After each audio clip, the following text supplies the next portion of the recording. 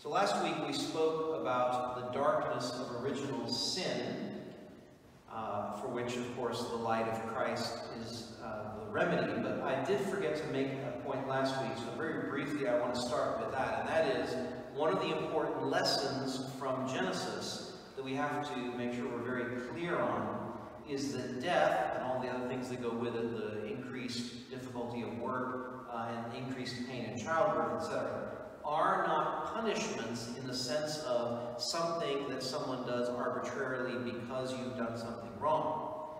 That is what happens to the serpent. He is given a very direct and deliberate punishment for what he did. But for Adam and Eve and all of humanity, what they experience are natural consequences to their choice. I like to call them the spiritual law of motion in a Newtonian sense, in the sense that for every action there's an equal and opposite reaction. It's the same in the spiritual world. So Satan is punished, but Adam and Eve are simply experiencing the consequences which God told them would happen. The point that I want you to carry with you as we go forward through this series during Advent is that this is the same thing, or the same thing happens with our own sins. There are consequences that we have to deal with. We don't only have the juridical guilt for having sinned.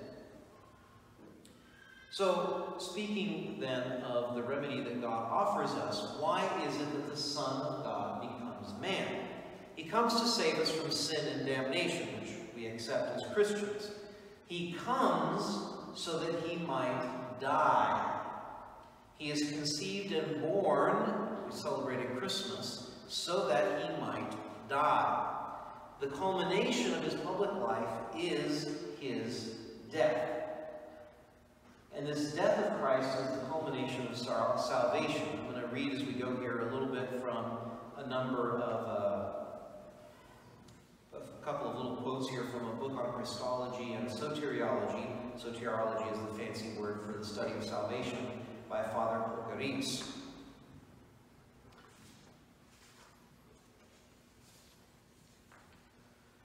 He says, the essence of the redemptive act is the Son of God's love expressed as an offering of his humanity to the Father for the salvation of men.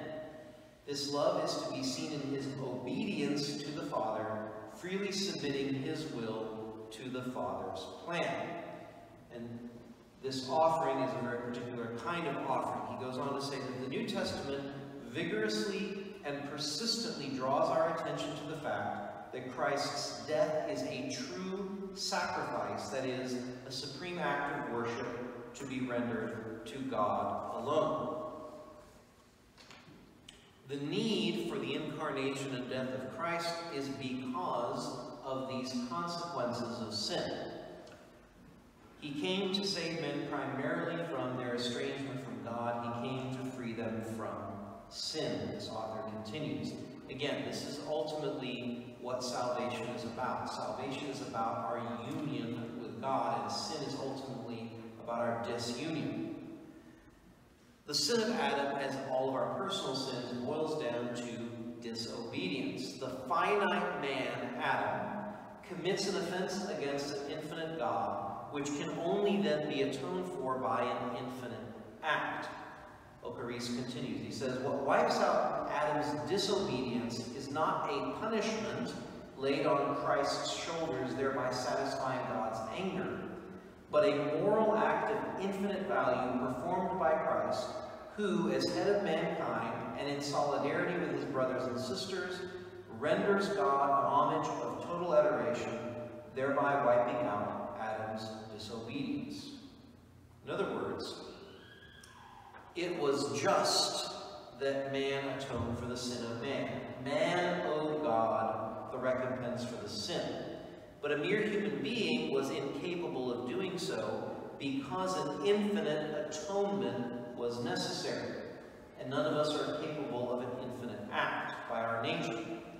So, because of that, God assumes a human nature to become one of us to make atonement as man. And because Christ is God, that man has his acts have an infinite value and are able to therefore atone. So only God could, only man should, and God made man did. An example of this would be if, because you have your children, you take them somewhere and they do damage to someone's property, hopefully accidentally, of course, but, you know, the damage is such that, especially when they're younger and don't have a job, they are incapable of making up for that damage. And so you step in, of course, as the responsible parent and do it. But the thing is, in a sense, you become your child in order to make up for the offense, the damage, out of justice. So Christ overcomes sin and death by his death and resurrection.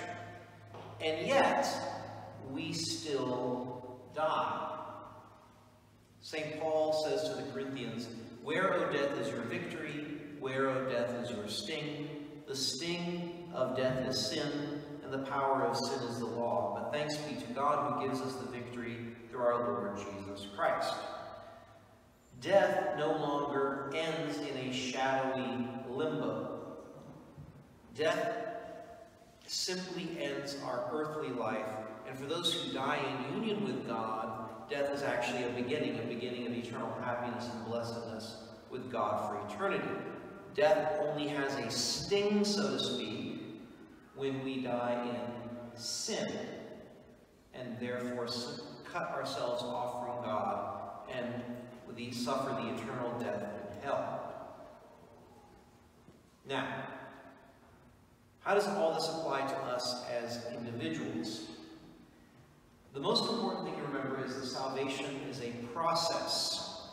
That simple question that certain forms of Christians will ask, "Are you saved?" is not a good question, because it oversimplifies the process and therefore is not objectively real. We have been saved. We are being saved, and we hope to be saved. Christ saves mankind on the cross. We individually are saved firstly through baptism, and then of course the other sacraments, through our prayer lives, and through conforming our will to the will of God, which is really what morality boils down to. And then, of course, we hope that if we persevere with the grace of God, that union will continue into heaven and be eternal salvation. Salvation has been won for all of us, but we must make the choice to accept that salvation. And the image I like to use is from Pope Pius XII's Mediator Dei on the sacred liturgy. I've quoted it before in another context, but I'd like to share it again because it's a very good image. He starts with just a little bit of this theology that I just mentioned. This purchase, referring to Christ on the cross, however, does not immediately have its full effect, since Christ, after redeeming the world at the lavish cost of his own blood, still must come into complete possession of the souls of men. Wherefore, that the redemption and salvation of each person and of future generations until the end of time may be effectively accomplished and be acceptable to God, it is necessary that men should individually come into vital contact with the sacrifice of the cross, so that the merits which flow from it should be imparted to them. In a certain sense, it can be said that on Calvary, Christ built a font of purification and salvation, which he filled with the blood he shed. But if men do not bathe in it and there wash away the stains of their iniquities, they can never be purified and saved. Because we are intelligent, well, relatively intelligent creatures with free will, we must cooperate in this process. So in light of all this, there's 2 points in particular that I'd like you to hold on to and bring up with you again as we continue the series next week. The first is that there is a difference between sin and its associated guilt and the consequences. We see this on the grand scale with original sin. In baptism, we're forgiven of sin, especially original sin. One of the consequences of original sin is death, and yet, after baptism, we still die. And the same goes for our individual sin. All sin carries these consequences. The guilt is forgiven in confession if it's a mortal sin, or if it's a venial sin, in confession or by acts of true charity. This is one of the reasons why in confession the priest gives you a penance, and why the church has indulgences. The damage must still be made up for. The consequences still have to be made up for. Father Love, I hear, likes to use the image of a nail going into a wall. That you can remove the nail, but you still have to fill in the hole that was made by it in order to repair. If we don't do that here in this life, then that is done in purgatory. These are both points of dogma. We found them defined very clearly by the Council of Trent and its canons on the sacrament of penance. The other point that is very important, and it's supremely important, is that because our eternal salvation is in heaven, that no matter how bad things may be on earth, we need to know that God ultimately loves us so much that he did not spare his Son on the cross. And so that even if we suffer in this life, suffering because of that same cross has meaning and can be used for our salvation. God is a loving Father, even if we don't always think of him that way. But this image of God is very important to have. He's a loving Father, but sometimes his medicine hurts, and his discipline is uncomfortable.